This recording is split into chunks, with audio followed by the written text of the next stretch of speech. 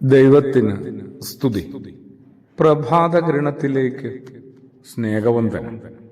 ഭാഗം 2371. ഇന്ന് ജൂൺ മാസം 28-ാം തീയതി 179-ാമത്തെ ദിവസത്തിലെത്തി. സ്ലീഹാനോമ്പിന്റെ ദിനങ്ങളിലാണ് നമ്മൾ. അതുകൊണ്ട് തന്നെ യേശു എപ്പോഴെങ്കിലും സ്ലീഹന്മാരോട് പ്രത്യേകിച്ച് എന്തെങ്കിലുമൊക്കെ കൽപ്പിച്ചിട്ടുണ്ടോ? ധാരാളമുണ്ട്. ലോകം മുഴുവൻ പോയി സുവിശേഷം അറിയിക്കാനും ശിഷ്യന്മാരെ യേശു ആഹ്വാനം ചെയ്യുന്നില്ലേ? ഇതിനൊക്കെ മുമ്പ് യേശു പറഞ്ഞൊരു കാര്യമാണ്, വളരെ ലളിതമായൊരു കാര്യമാണ്, എല്ലാവർക്കും സുപരിചിതമായ കാര്യമാണ്. നിങ്ങൾ ഈ വലിയ ജനക്കൂട്ടത്തിന് ആഹാരം നൽകണം. തൻ്റെ ഒപ്പം ഒരു ദിവസവും അല്ല 2-3 ദിവസവുമായിട്ട് ഉണ്ടായിരുന്ന ജനക്കൂട്ടത്തിന്റെ ആദികളും വ്യാധികളും നല്ലവണ്ണം മനസ്സിലാക്കിയ യേശു ശരീരത്തിന്റെ മനസ്സിന്റെയും പരുക്കുകളെക്കുറിച്ച് നല്ല ധാരണ കിട്ടിയ യേശു അവർക്ക് ആത്മീയ അപ്പവും ഭൗതിക സൗഖ്യവുമൊക്കെ സമൃദ്ധിയായിട്ട് വിളമ്പുന്നു.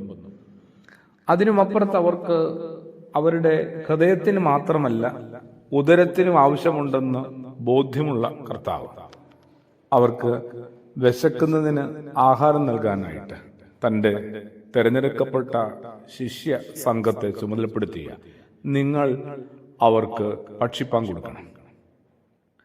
ക്രിസ്തുയേശുവിന്റെ ഇന്നത്തെ ശിഷ്യന്മാരെന്ന നിലയിൽ എന്റെയും അങ്ങനെ നമ്മൾ ഓരോരുത്തരുടെയും വലിയൊരു ഉത്തരവാദിത്വമാണ് വിശക്കുന്ന മനുഷ്യർക്ക് അപ്പം കൊടുക്കുക. വിശപ്പിനെ നമ്മൾ ഏതോ കാലത്ത് അത് ഉദരത്തിന്റെ മാത്രം പ്രശ്നമായിട്ട് പരിഹരിച്ചു, ഉദരത്തിന്റെ മാത്രം പ്രശ്നമായിട്ട് ലഘൂകരിച്ചു, വല്ലാതെ ചുരുക്കി എഴുതി. അതുകൊണ്ടാണല്ലോ ഒരു ചാക്ക് അരി മേടിച്ചു കൊടുത്താൽ അവരുടെ മുഴുവൻ പ്രശ്നവും തീർന്നുവെന്ന് നമ്മളിങ്ങനെ അഭിമാനം കൊള്ളുന്നത്, തെറ്റിദ്ധരിക്കുന്നത്. ഒരിക്കലും വിശപ്പെന്ന് പറയുന്നത് ഉദരത്തിന്റെ മാത്രം പ്രശ്നമല്ല, അതിനും മീതെ ഹൃദയത്തിന്റെ പ്രശ്നം കൂടിയല്ലേ.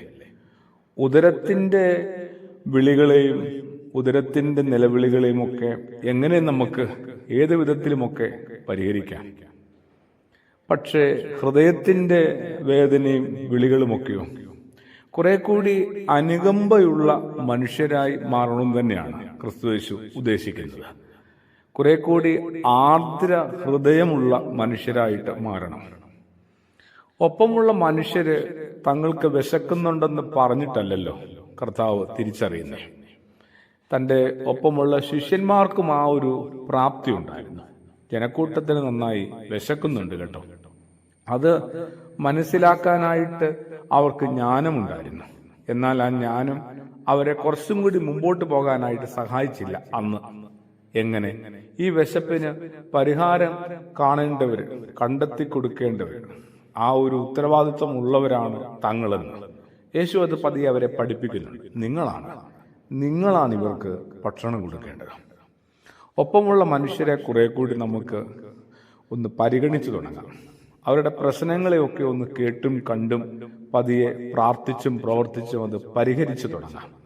അതെ, ഒപ്പമുള്ള മനുഷ്യരിലേക്ക് ഒരു ക്രിസ്തു മിഴികൾ തുറക്കാനായിട്ട് ഈ സ്ലീഹാനോമ്പിന്റെ ദിനങ്ങളിൽ നമുക്ക് ഓരോരുത്തർക്കും സാധിക്കട്ടെ.